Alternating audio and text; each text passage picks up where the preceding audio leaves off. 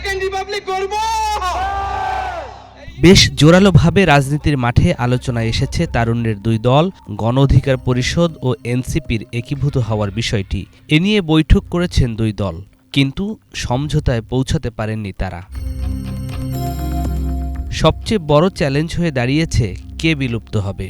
নিজ নিজ জায়গা থেকে গণ অধিকার পরিষদ চায় না তাদের বিলুপ্তি, আবার এনসিপিও চাচ্ছে না তাদের বিলুপ্তি। সহজ সমঝোতার একটি পথই খোলা, যদি সবাই একমত হয় তাহলে দুদলই বিলুপ্ত হয়ে নতুন আরেকটি দল হতে পারে।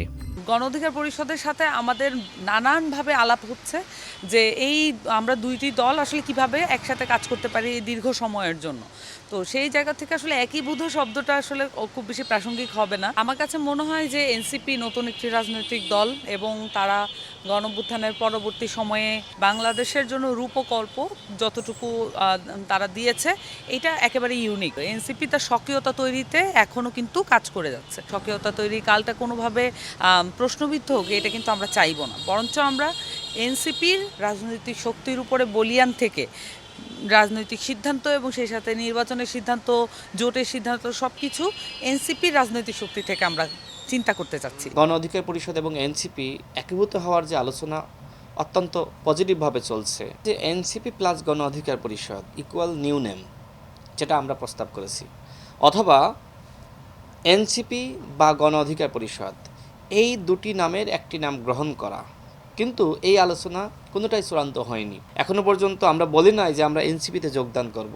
দেখেন, আমরা এনসিপিতে কেন যোগদান করব? গণ অধিকার পরিষদ একটি নিবন্ধিত দল। গণ অধিকার পরিষদের সংগ্রামের ইতিহাস রয়েছে। গণ অধিকার পরিষদের সভাপতি ডাকসুর সাবেক ভিপি। এই ধরনের আলোচনা হয়নি যে আমরা আসলে তাদের নেতৃত্ব মেনে, তাদের কাঠামো মেনে তাদের দলে আমরা যোগদান করব, এবং সেটা আমরা করব না। যদি দল নিয়ে সমঝোতা হয়, তার পরের চ্যালেঞ্জ হচ্ছে কে হবেন সভাপতি, সাধারণ সম্পাদক।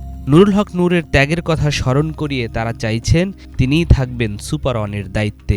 অন্যদিকে ২৪ জুলাই গণঅভ্যুত্থানের অন্যতম নায়ক নাহিদ ইসলামের নেতৃত্বই অগ্রাধিকার এনসিপির কাছে।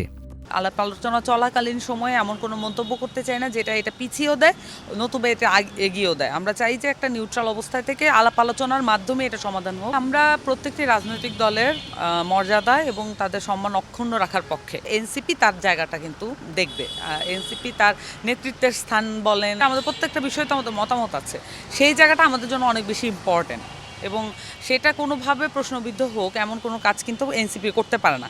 তার স্বকীয়তা, তার মর্যাদা বজায় রাখার দায়িত্ব কিন্তু এনসিপির লিডারদের আছে। এমন না যে আজকে নুরুল হক নূর সভাপতি হচ্ছেন বলে আগামীকাল নাহিদ ইসলাম সভাপতি হতে পারবেন না। অর্থাৎ এই দলের যে কাঠামো, সেখানে স্পষ্টভাবে উল্লেখ করা আছে দুইবারের বেশি কেউ দলীয় প্রধান হতে পারবে না। সুতরাং কে দলীয় প্রধান হলো এটা আসলে খুব বেশি গুরুত্বপূর্ণ বিষয় না। যে নুরুল হক নূর এবং নাহিদ ইসলাম যেহেতু তারা দুজন একটা গুরুত্বপূর্ণ নেতৃত্ব দিয়েছেন এবং তাদের মানুষের কাছে গ্রহণযোগ্যতা রয়েছে, সুতরাং তাদের দুজনের নেতৃত্বে একটা সমন্বয় আসা দরকার। এখনো পর্যন্ত কোনো চূড়ান্ত সিদ্ধান্তে আমরা আসি নাই যে অমকের নেতৃত্ব এখানে সভাপতি, অমক সাধারণ সম্পাদক, এইটা এখনো পর্যন্ত চূড়ান্ত জায়গায় আসেনি। রাজনৈতিক বিশ্লেষকরা বলছেন, দল ও নেতৃত্বের বিষয়ে সমঝোতা না হলে আটকে যেতে পারে গণ অধিকার পরিষদ ও এনসিপির একীভূত হওয়া। নিয়াজ মখদুম, বাংলা ভিশন, ঢাকা।